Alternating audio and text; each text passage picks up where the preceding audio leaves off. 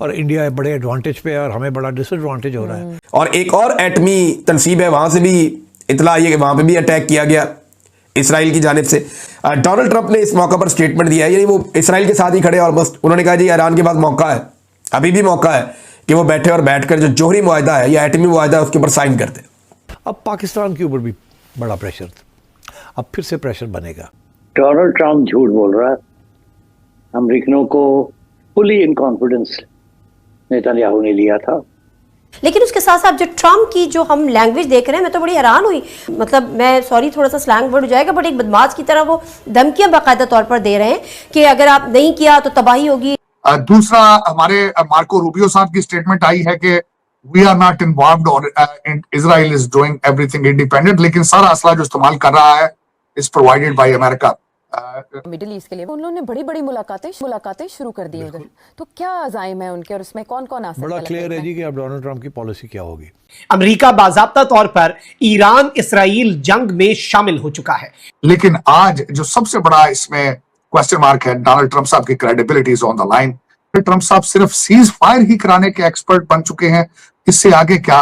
तो ये चीज है, क्योंकि डोनाल्ड ट्रंप ने कहा था कि he is a peace maker, he is a unifier, लेकिन कल डोनाल्ड ट्रंप साहब ने जो पोजीशन इख्तियार की उसमें ये पता चल रहा है कि ये तो भाई इट्स अ डिफरेंट गेम, ये बिल्कुल एक डिफरेंट गेम है। वो तो पूरे साथ थे इसके।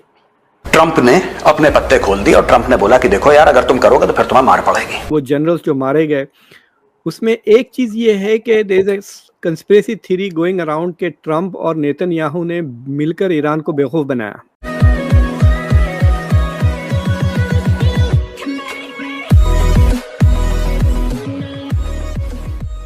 नमस्कार दोस्तों, अब जिस तरीके से इजराइल और अमेरिका गेम खेल रहे हैं ईरान के साथ, ऐसा लग रहा है कि कभी भी ईरान के अंदर तख्ता पलट हो सकता है या फिर ईरान के अंदर तबाही मच सकती है। अब कैसे मैं बताता हूँ आपको। अब देखिए, इजराइल हमेशा ये चाहता है कि भाई ईरान के अंदर न्यूक्लियर बम ना बने, क्योंकि उसके लिए सबसे बड़ी थ्रेट हो जाएगी। और हर कोई ट्राई करता है। मतलब आपको लगेगा कि भाई इजराइल इतनी क्यों ट्राई करता है, ईरान के अंदर बम धमाके क्यों करता है। लेकिन अगर मान लीजिए ईरान ने बम बना लिया ना, तो सबसे बड़ा खतरा उसके मतलब ईरान ही होगा इजराइल के लिए। तो उस चक्कर में कई बार अमेरिका भी अच्छी खासी इनपुट्स दे देता है इजराइल को कि भाई यहाँ कुछ डेवलपमेंट हो रही है, आप अगर हो सके तो अगर आपको बमबारी करनी हो तो कर दीजिए, जो भी हो। लेकिन जब अमेरिका अटैक करता है ना, तब उसमें आप समझ लीजिए कि अमेरिका भी शामिल होता है, क्योंकि अमेरिका भी चाहता है कि ईरान जो है वो न्यूक्लियर बम ना बनाए। और फिर अमेरिका अलग से डांटता है कि आप जो है वो हमारे साथ ट्रीटी कर लो, अगर साइन कर लोगे तो इजराइल जिस तरीके से आपको परेशान करता है ना, वो नहीं करेगा। मतलब उसको कहता है कि आप अटैक करो और फिर खुद जाकर बोलेगा कि आप साइन कर लो, इसको हम रोक लेंगे। सही पॉलिटिक्स कर रहे हैं भाई। इसी के साथ ही वीडियो शुरू करते हैं। और हाँ दोस्तों, सुपर थैंक्स के जरिए हमें मदद करना ना भूले। मुझे फरमाइएगा मंसूर जाफर साहब के ट्रम्प की जो हम लैंग्वेज देख रहे हैं, मैं तो बड़ी हैरान हुई उनकी ट्वीट पढ़ के। वो तो एक मतलब मैं सॉरी थोड़ा सा स्लैंग वर्ड हो जाएगा, बट एक बदमाश की तरह वो धमकियां बाकायदा तौर पर दे रहे हैं कि अगर आप नहीं किया तो तबाही होगी, तबाह होने के लिए तैयार हो जाएं या बर्बाद होने के लिए तैयार हो जाएं। बड़ा एक वैसी लैंग्वेज इस्तेमाल की है। तो फिर एक तो खित्ते पे असरात, दूसरा एक जो ट्रम्प की बात है, तो अब ईरान कहाँ तक जा सकेगा? इसमें कोई शक नहीं है, ट्रंप साहब जिस तरीके से चीजों को बुली करने के आदी हैं, वो बुनियादी तौर पर तो एक जैसे कहना चाहिए नौदौलतियत ताजर हैं, और उसी हवाले से उनमें कोई स्टेट्समैनशिप की क्वालिटी नहीं है। लिहाजा उनको उस तरह की जुबान इस्तेमाल करने मतलब वो डिप्लोमेटिक नॉर्म्स के भी अगेंस्ट थी। इसमें कोई शक नहीं कि उन्होंने खासतौर पर अभी जो ट्वीट किया है रिसेंटली, उसमें उन्होंने इसी नौयत की जुबान इस्तेमाल की है कि इस खत्ते को तबाही के लिए, खासतौर पर ईरान को तबाही के लिए तैयार रहना चाहिए। और बिलखुसूस जिस बात पर ईरान को धमकी दी जा रही है, वो इस मॉडर्न वर्ल्ड में वो तो ठीक है, मसला थोड़ा सा ऑप्शंस क्या हैं ईरान के पास, ऑप्शंस क्या हैं अमेरिका की इस तड़ी और धमकी के बाद? देखिए जी, एक तो फौरी जवाब का ऑप्शन है, लेकिन इस वक्त ईरान बड़ा क्रॉस रोड पे है। खासतौर पे जिस तरीके से जनरल साहब ने फरमाया कि ईरान की जो मिलिट्री कैपेबिलिटी है वो बहुत हद तक कॉम्प्रोमाइज है, और उसको खासतौर पे पै दर पै लंबी सैंक्शन जो है, उसके बाद जो रिपेयर और खासतौर पे उसमें जो अपग्रेडेशन के मराहल थे वो भी उस पर नहीं किए जा सके। और इसी तरीके से जो ईरान को इस वक्त मैं समझ सबसे बड़ा चैलेंज दरपेश है वो इनसाइडर वर्क का है, क्योंकि ये जो इस वक्त बड़े पैमाने में तबाही हुई है और खासतौर पर बड़े प्रिसाइजली टारगेट हिट किए हैं इसराइल ने, वो इंटरनल सिक्योरिटी फेलियर की भी निशानदेही करते हैं। ठीक है। बताया जा रहा है 200 से ज़्यादा इसराइली एयरफोर्स के एयरक्राफ्ट जो थे वो इसमें हिस्सा ले रहे थे और 100 से ज़्यादा मकामात ईरान में टारगेट किए गए। सवाल और भी बहुत से उठ रहे हैं कि इसमें अमेरिका का क्या किरदार है, इसकी माशी कीमत क्या होगी, रिजीम चेंज ईरान के अंदर हो सकता है या नहीं हो सकता। तो सबसे पहले मैं आपके सामने एक क्वेश्चन रखूंगी। इसराइल के वज़ीर आज़म नेतन्याहू ने खिताब किया कौम से और उन्होंने उसमें बाकायदा ईरानी अवाम को भी मुखातिब किया और उन्होंने कहा कि हम किसी भी हद तक जाएंगे क्योंकि ईरान सबसे बड़ा खतरा है इसराइल के लिए और हम इस खतरे से खुद को निजात दिलाएंगे, नस्लों को निजात दिलाएंगे। आपके ख्याल में ये जो अटैक है 60 दिन जो डील के लिए दिए गए अमेरिका की जानिब से ईरान को, क्या ये एंटीसिपेटेड था कि ऐसे ही होगा, इसी तरह का होगा, अमेरिका की मदद के बगैर होगा? इससे पहले भी कभी हमला किया जा सकता था या टाला गया, बदला गया प्रोग्राम को? Thank you Asha. Donald Trump झूठ बोल रहा है। अमेरिकनों को फुली इन कॉन्फिडेंस नेतन्याहू ने लिया था। ये प्रोजेक्ट ये रातों रात नहीं बना। इस प्रोजेक्ट के बनने में कम से कम 6 माह लगे होंगे और अमेरिकनों को पता होगा और उनकी ताउन के साथ ये सब कुछ किया गया होगा। अब जो डिटेल्स मिल रहे हैं उससे जाहिर है कि इतना बड़ा प्रोजेक्ट जो है वो CIA को तो पता था।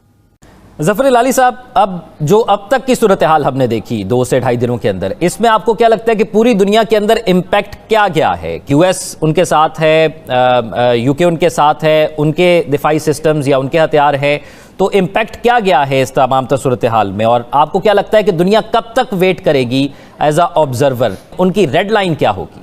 नहीं, उनकी डेडलाइन हो या रेड लाइन हो कोई फ़र्क नहीं पड़ता।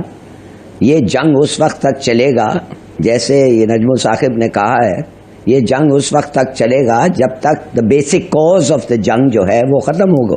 और वो बेसिक कॉज 2 दिन में तो नहीं ख़त्म होने वाला है, 2 हफ्ते में भी नहीं ख़त्म होने वाला है। देखिए, बात सीधी सादी ये है कि ये जंग हुआ क्यों? ये जंग इसलिए हुआ कि फ़लस्तीनियों को उनका जो हक़ खुद इरादी है उनको नहीं मिल रहा है। वो एक UN रेजोल्यूशन है, यूनाइटेड नेशंस ने दिया है, उस पर अमल नहीं हो रहा है। इजराइल नहीं मान रहा है, अमेरिका नहीं मान रहा है, नेटो नहीं मान रही है। तो जब तक वो नहीं मानेंगे, ईरान और जो हम दूसरे भी मुल्क हैं जिसमें पाकिस्तान भी शरीक है, वो लगे रहेंगे, कहेंगे हक नहीं मिल रहा है, दो इनको हक। मैं समझता हूँ एक ज़बरदस्त एक अपॉर्चुनिटी मिला है 3 स्टेट्समैन को, जी को, पुतिन को और ट्रंप। खैर ट्रंप पता नहीं क्या है, मगर जी और पुतिन जो हैं कम से कम उनको पता है, ठंडे दिमाग से वो काम कर सकते हैं। बल्कि मैं तो समझता हूँ अभी एक और रास्ता खुल गया है, माफ़ करिए, और वो है कि सुना है कि ईरानियन ऑयल फैसिलिटीज़ को इसराइल ने बॉम्ब किया है। ये सच बात है? बिल्कुल उन्होंने किया, और फिर ईरान ने जवाबी अटैक में हीफा में उनकी जो है वो बंदरगाह पर अटैक किया। तो फिर अगर वाकई ईरान के पीछे और फैसिलिटीज के पीछे लगे हैं, आज तो 80 टारगेट्स को मारा है इसने, इसराइल ने, तो फिर ईरान ने कह दिया है कि जो भी मुल्क मदद करते हैं अमेरिका को, उनको भी हम नहीं छोड़ेंगे। या वो स्ट्रेट्स ऑफ हॉर्मोज बंद कर देते हैं और कहते हैं इधर से तेल आएगा ही नहीं। तो फिर क्या होगा? फिर एक ग्लोबल रिसेशन होगा, हमें क्या होगा? तो मेरे ख्याल में प्रेशर है कि एक मसला है उस पर अमल करो, that is the Palestinian issue, और फिर आप जाके सही चलेंगे। करेंगे कि 25 साल के बाद किस तरह से पाकिस्तान में दुनिया भर का जो एक जाना माना टेक जायंट समझा जाता है माइक्रोसॉफ्ट, उसने पाकिस्तान से अपने ऑपरेशन समेट लिए। वाइंड अप करने की वजूहात क्या बताई गई? पॉलिटिकल और इकोनॉमिक इंस्टेबिलिटी, यानी कि सियासी और माशी अदम इस्तेहकाम। जो इस वक्त मुल्क के हालात हैं, हम मुसलसल इस बात पर जोर दे रहे हैं कि मौजूदा हुकूमत को, हुक्मरानों को इस बात को समझना होगा कि मुल्क आगे नहीं बढ़ पा रहा। अगर तो पॉलिटिकल इंस्टेबिलिटी एड्रेस नहीं होती, फ्रंट है उस पर जो अदम इस्तेहकाम है उसको आप एड्रेस नहीं कर सकते। आपकी जो सिक्योरिटी चैलेंजेस है वो खुद भी पॉलिटिकल स्टेबिलिटी से जुड़े हैं। पॉलिटिकल स्टेबिलिटी यानी कि सियासी इस्तेहकाम कायम करना किस हद तक ज़रूरी है, ये मौजूदा हुकूमत को अच्छी तरह से इस बात का इदराक है, लेकिन क्यों नहीं करना चाह रहे। और अब जबकि हम जिस तरह से देख रहे हैं कि माइक्रोसॉफ्ट जैसा एक टेक जायंट भी पाकिस्तान से जब ऑपरेशंस वाइंड अप करता है, सो इससे ग्लोबली पाकिस्तान का इमेज किस तरह का जाता है कि पाकिस्तान में एक ऐसी इकोनॉमिक अनसर्टनिटी है या यहाँ पर इन्वेस्टर कॉन्फिडेंस किस तरह से एक डिक्लाइनिंग ट्रेंड शो कर रहा है, जो बाहर बैठा सरमायाकार है, क्योंकि मौजूदा हुकूमत ही है जो हमें तवातर के साथ बताती है कि जेंट्री बीच जैसे सरमायाकार अरबों की सरमायाकारी लेकर पाकिस्तान आना चाहते हैं और पाकिस्तान में सरमायाकारी करना चाहते हैं, जबकि हम इस बात को बार बार इस पे जोर दे रहे हैं कि सरमायाकार उसी वक्त आएगा कि जब आपके मुल्क में एक स्टेबिलिटी नजर आएगी, उसको तमाम फैक्टर्स उसको ऐसे कंड्यूसिव नजर आएंगे, ऐसे बेहतर नजर आएंगे कि जहां पर उसको लगेगा कि उसको यहाँ पर उसकी सरमायाकारी सेफ होगी। एक तरफ लॉ एंड ऑर्डर सिचुएशन है, दूसरी तरफ पॉलिटिकल इंस्टेबिलिटी है और तीसरी तरफ आपके माशी नंबर्स हैं कि जिससे इन तमाम फैक्टर्स की वजह से उसको नहीं नजर आता कि उसके जो बिजनेसेस होंगे यहाँ पर, उसकी जो सरमायाकारी होगी वो उसको कोई प्रॉफिट दे सकेगी। सो अगर यही तमाम फैक्टर्स इन चेक हो, ऐसा कानून नाफिज हो, रूल ऑफ लॉ का निफाज हो इस मुल्क में कि जिसके तहत क्या अमीर क्या गरीब सारों पर वो लॉ एप्लीकेबल हो, बहुत अच्छे उसके समरात भी अवाम तक मुंतकिल होते हुए नजर आते हैं। दुनिया में हमारी बड़ी एक हमारे एक बोलबाला होता, हमारे मुल्क की एक बड़ी हैसियत और हमें बहुत ही एक हमारे मुल्क का जो है जो कि हमने देखा कि दिफाई फ्रंट पे हमने जिस तरह से एक कॉन्फ्लिक्ट में पाकिस्तान की जो मिलिट्री कैपेबिलिटीज थी उसका मुजाहरा करके हमने अपना लोहा मनवाया, तो लेकिन अपने मुल्क की जो अवाम है उसके साथ जो हम एक जंग मुसलसल लड़ रहे हैं, हमें उस जंग में कैसे कामयाबी हो सकती है? मजे की बात यह है कि माइक्रोसॉफ्ट ने कुछ घोषणा नहीं की, बताया नहीं, और अचानक एक दिन खबर लगती है पाकिस्तान वालों को कि साहब कि माइक्रोसॉफ्ट पाकिस्तान जो है उसने अपनी दुकान बंद कर दी है। अब आप सोचेंगे कि साहब कि ऐसा क्या हुआ कि साहब माइक्रोसॉफ्ट पाकिस्तान क्यों बंद करके चला गया। बताया जा रहा है कि माइक्रोसॉफ्ट के दुकान बंद करने के पीछे ऑपरेशन सिंदूर ही है। तो माइक्रोसॉफ्ट ने ये कंक्लूजन निकाला कि भाई इस देश की जो आर्थिक स्थिति है वो लगातार खराब होती जाएगी। माइक्रोसॉफ्ट के इस फैसले के पाकिस्तान पर खुसूसन इसके क्या असरात आएंगे? हमाद बहुत शुक्रिया प्रोग्राम में वक्त देने के लिए। किस तरह से देख रहे हैं और ये वजह क्या बनी बेसिकली? देखिए, बहुत अहम मौजूद है और आपने बहुत सही वक्त पे इसको उठाया है। अगर हम चाहते हैं कि हम मंजिल पे पहुंच जाएं, जिसका हम दावा आजकल कर रहे हैं कि टेक्नोलॉजी और डिजिटल टेक्नोलॉजी की वजह से हम बहुत आगे जाएंगे, ये हमारी इकोनॉमी को बहुत बेहतर करेगा। अगर हम वाकई चाहते हैं कि ऐसा हो जाए तो फिर हमें इन टॉपिक्स को न्यूज हेडलाइन से बाहर निकालना पड़ेगा। इन सिलसिले में हमें अपने आप को सवाल करने की इजाजत देनी पड़ेगी। हमें देखना पड़ेगा कि हम सही सिमत की तरफ रवाना है या नहीं।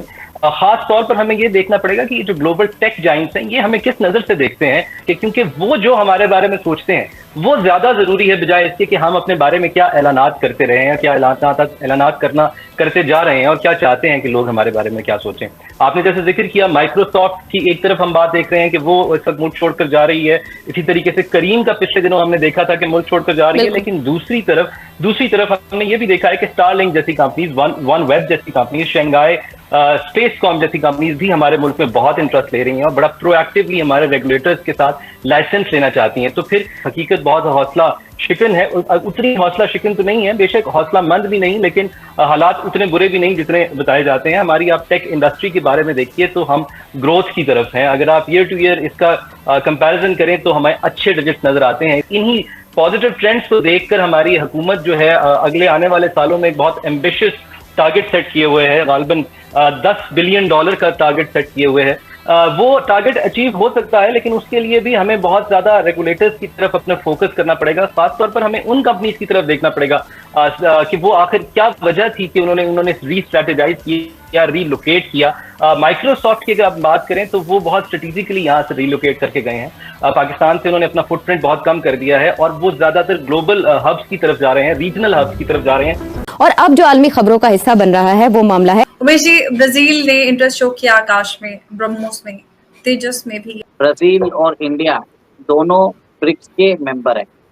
चाइना, बताया जाता है कि चाइना की भी एक मिसाइल सिस्टम से, मेरे ख्याल से ब्राजील ने उसको मना कर दिया है। इससे एक तरह से जो शी जिनपिंग है वो गुस्से होके इसके के कारण वो नहीं आ रहे। लेकिन सोने पे सुहागा ये हुआ कि आपको मालूम है कि स्टेट डिनर ऑर्गेनाइज कर रहे हैं ब्राजील के जो प्रेसिडेंट है सिल्वा, वो ऑर्गेनाइज कर रहे हैं प्रधानमंत्री मोदी जी के लिए।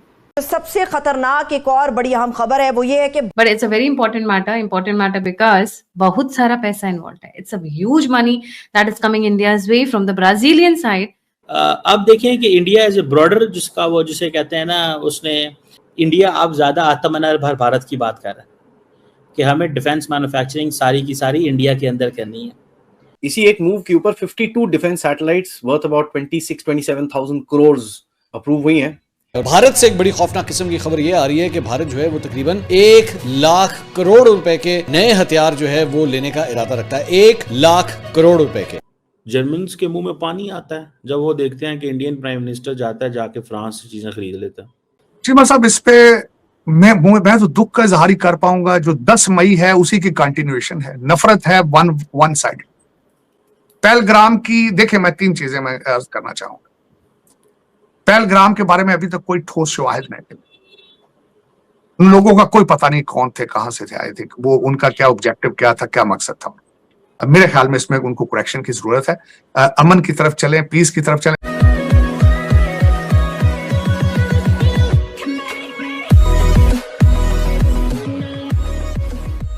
नमस्कार दोस्तों, अब इंडियन डिफेंस की अगर आप बात करो तो धीरे धीरे वो एक अलग ही शेप ले रही है।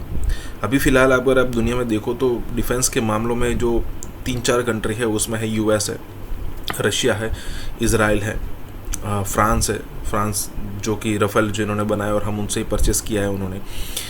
ये 3-4-5 कंट्री ऐसे है। चाइना को अगर आप काउंट करना है तो 5वां कंट्री, लेकिन चाइना उतना मेजर है नहीं। अब पिछले दिनों हमने देख लिया कि भाई चाइना को भी हम सरपास कर चुके हैं एक्सपोर्ट के मामले में। और इंडिया की अगर आप कुछ परचेस करते हो तो उसका मतलब है गारंटी। चाइना से अगर आप कुछ परचेस करते हो तो उसकी गारंटी का कोई गारंटी नहीं मिलती आपको। अब यहाँ पर बात हो रही है कि अगर इंडिया आने वाले दिनों में अमेरिका और रशिया से कम्पीट करेगा या फिर फ्रांस और इजराइल से कम्पीट करेगा तो कैसे करेगा भाई। दाम जो पैसा होता है वो।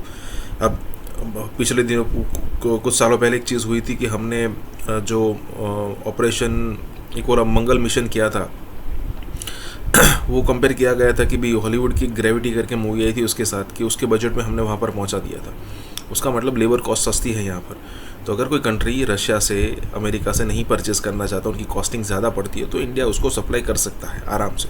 और आप कह सकते हो कि क्वालिटी भी मिलेगी। और यहाँ पर ब्राज़ील में वही बात हो रही है कि आने वाले दिनों में हो सकता है कि ब्राज़ील के साथ भी इंडिया के डिफेंस कॉन्ट्रैक्ट बहुत बड़े हो। इसी के साथ ही वीडियो शुरू करते हैं। और हाँ दोस्तों, सुपर थैंक्स के जरिए हमें मदद करना ना भूलें। बात करेंगे भारत और ब्राजील के डिफेंस कॉर्पोरेशन की।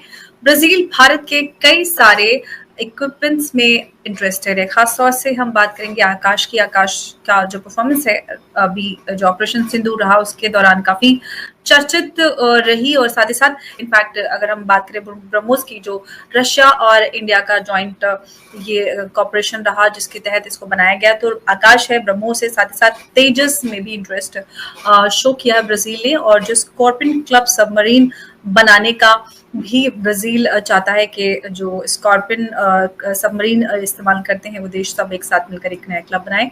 जो ब्राजीलियन कंपनी है अम्ब्रिया और महिंद्रा के साथ मिलकर ये दोनों एक कॉर्पोरेशन में आ रहे हैं जिसके तहत वो उमेश जी ब्राजील ने इंटरेस्ट शो किया आकाश में, ब्रह्मोस में, तेजस में भी। किस तरह से आप देख रहे हैं इस अपडेट को?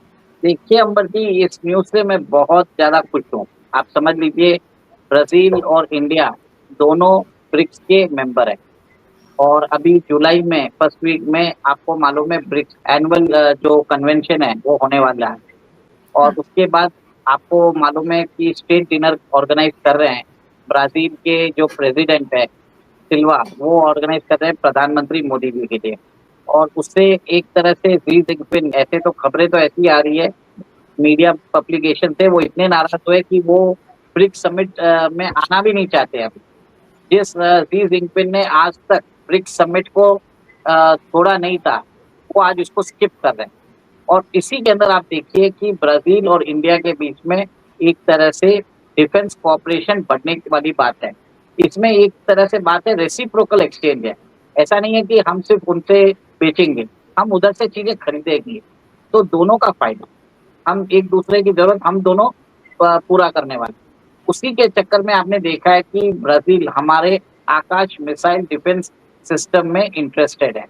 और आपने देखा है कि किस हिसाब से ऑपरेशन सिंदूर में हमने हमारी आकाश मिसाइल्स ने पाकिस्तान के जो मिसाइल्स आ रहे थे उसको इंटरसेप्ट किया है। तो ब्राजील को समझ में आ गया कि ये बैटल टेस्टेड है और रिलायबल है। चाइना, बताया जाता है कि चाइना की भी एक मिसाइल सिस्टम थे वो भी फ्रेम है। मेरे ख्याल से ब्राजील ने उसको मना कर दिया है। इससे एक तरह से जो शी जिनपिंग है वो गुस्से होके इसी के कारण वो नहीं आ रहे, ये मेरा मानना है। अब ये देखिए कि जो आकाश की जो मिसाइल्स है आर्मीनिया ने भी यूज किया है अजरबैजान के खिलाफ, और वो एक तरह से बैटल टेस्टेड और बैटल प्रूवन। और आपने देखा है कि कैसे चाइना की जो मिसाइल थी PL-15E वो नीचे गिर गई थी, तो ब्राजील इसके लिए उसने मना कर दिया। सेकेंड, ब्रह्मोस के लिए भी ब्राजील इंटरेस्टेड है। आपको मालूम है ब्रह्मोस जो है भारत और रूस का एक joint development supersonic cruise missile है, और पाकिस्तान का कोई भी मिसाइल डिफेंस सिस्टम उसको इंटरसेप्ट भी नहीं कर पाए।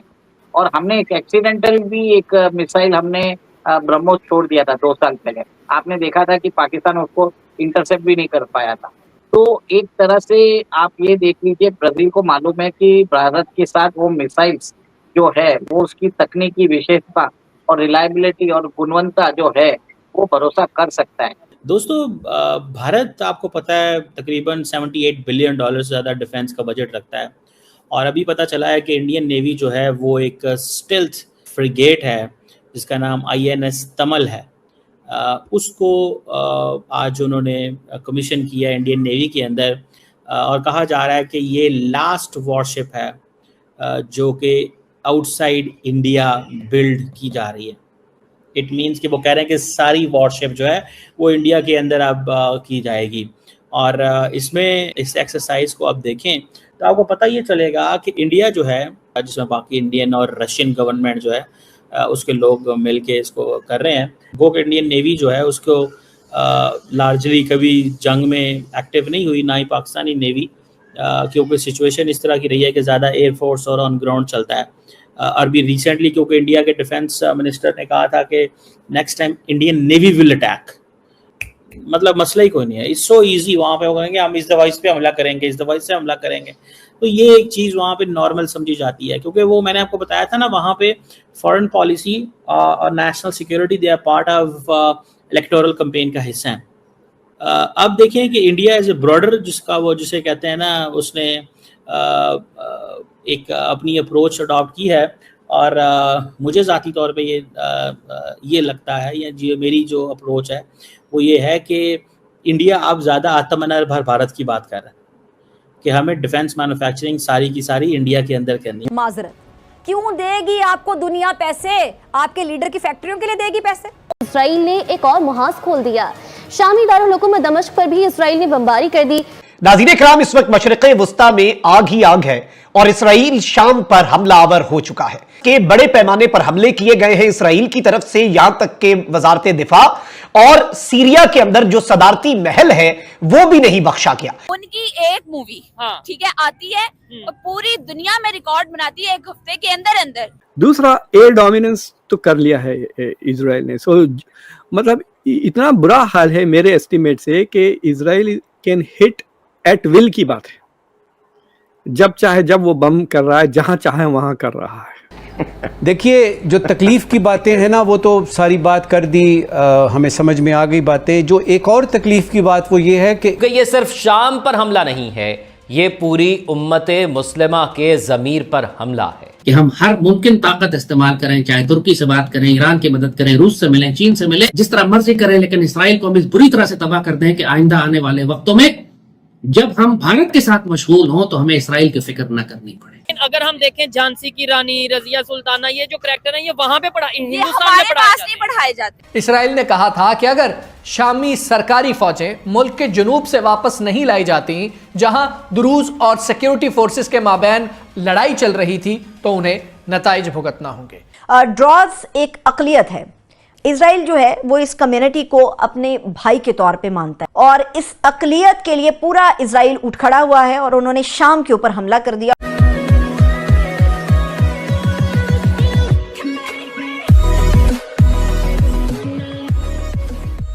नमस्कार दोस्तों, अब यहाँ पर बात हो रही है कि इजराइल ने पिछले दिनों सीरिया के अंदर अटैक कर दिया।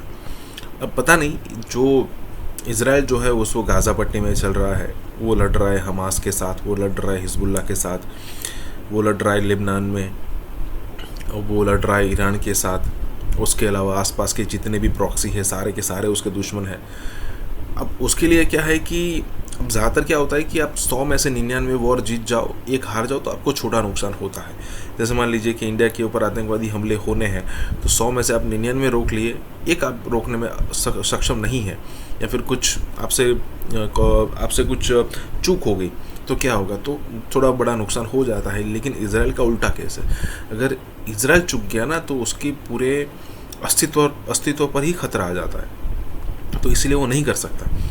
तो जहाँ कहीं भी उसको लगेगा कि यहाँ पर मेरे खिलाफ कुछ एक्टिविटी चल रही है ना, वो वहाँ जाकर अटैक कर देगा, चाहे वो कतर हो। अब कतर पर अटैक किया तो इंडिया ने भी यहाँ पर कंडेम किया था, हालांकि इंडिया की एक अलग अंडरस्टैंडिंग है इजराइल के साथ। लेकिन अब तो सीरिया तो क्या ही है, कतर तो इतना डेवलप्ड है, सीरिया तो जंगल हो पड़ा है अभी तो यहाँ पर यही डिस्कस हो रहा है कि इजराइल जो है वो सीरिया के अंदर अटैक कर दिया है।